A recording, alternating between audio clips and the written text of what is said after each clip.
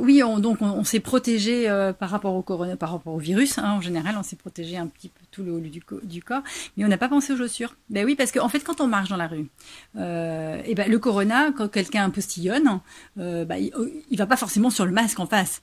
Mais il peut tomber par terre. Alors je me dis, mais qu'est-ce qu'on fait pour pas le ramener sous les chaussures?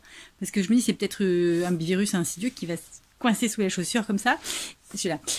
Et puis qui va revenir. Et puis nous, qu'est-ce qu'on fait? On rentre à la maison, on garde nos chaussures, on traverse toutes les pièces, puis après on se met par terre. Enfin bref, donc voilà. Donc voilà, je me suis dit, trouvons des protège-chaussures. Un truc vraiment pour pas que la chaussure ramène le corona à la maison.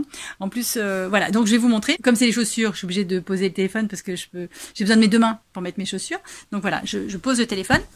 Ce qui est important là, c'est de regarder surtout les pieds, hein, parce que ça concerne surtout les pieds.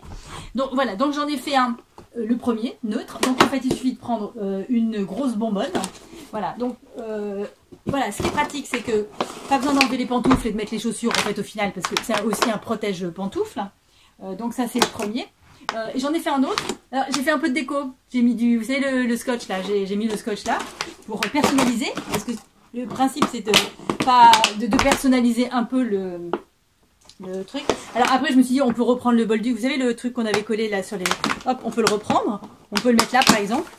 Voilà, et puis ça fait bon. Il n'y a pas de lacets à faire, hein, parce que c'est.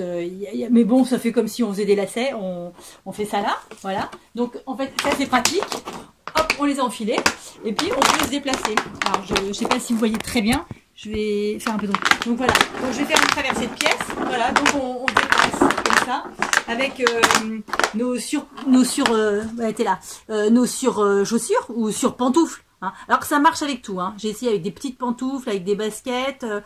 Alors, les chaussures à talons, non, il faut éviter. Hein, voilà. Alors après, je me suis dit, si on avait envie de faire un truc un peu sympa, un peu de déco, hop, regarde, on trouve une fleur, hop, on la met là. Et puis, du coup, alors après, on reprend nos accessoires. Donc, on se met debout, hein, c'est plus pratique. La pince à linge, hop, on attache la fleur au pantalon. Voilà, par exemple. Et du coup, ça fait un peu aussi balade de printemps. Voilà. Parce que des fois en ville, il n'y a pas beaucoup de fleurs. Hein. Puis en plus, c'est pas la saison, mais il n'y a pas beaucoup de fleurs. Il y a beaucoup de... Voilà, donc on se balade avec la fleur accrochée au pantalon. Après, si on veut, par exemple, les jours où il y a beaucoup de vent, ça peut être sympa. Alors ça, c'est rigolo, par contre, aussi. On peut faire pareil. On met... vous savez, le truc où on souffle, là. Alors, quand il y a beaucoup de vent et qu'on marche avec, voilà, ça fait... vous voyez pas. Voilà, ça bouge.